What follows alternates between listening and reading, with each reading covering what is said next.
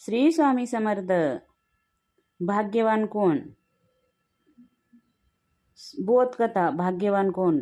राजा दशरथ जेव्हा आपल्या चारही मुलांची वरद घेऊन जनक राजाच्या दारात पोहोचले, तेव्हा जनक राजाने मान सन्मानपूर्वक वरतीचे स्वागत केले. त्या क्षणी दशरथ राजे पुढे येऊन जनक राजाचे पाय धरले. जनक राजा आश्चर्यचकित झाले आणि दशरथ राजाचे हात पकडून घेतले आणि म्हणाले, महाराज, तुम्ही मोठे आहात आणि वर पक्षाकडचे आहात. महाराज, तुम्ही तर मुलाकडचे, तुम्ही माझे पाय धरू नका. असं म्हणत कसं हे? जनक राजा म्हणाले, असं कसं वागताय तुम्ही? यावर दशरथ राजा म्हणाले, तिने सुंदर उत्तर दिलं. दशरथ राजा म्हणाले, राजा खूप सुंदर बोलले की जनक राजाला म्हणाले, महाराज, तुम्ही दानशूर आहात. महाराज, तुम्ही दानशूर आहात. तुम्ही कन्यादान करतात. मी तर तुमच्या दारात कन्या घ्यायला आलो.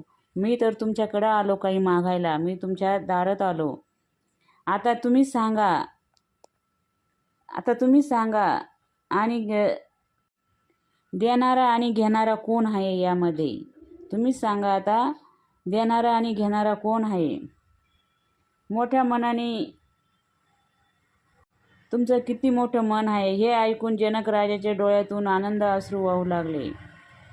दशरथ राजा म्हणाले, तुमचं मन किती मोठं आहे? तेव्हा जनक राजा म्हणाले, त्यांच्या डोळ्यातून आनंद अश्रू वाहू लागले.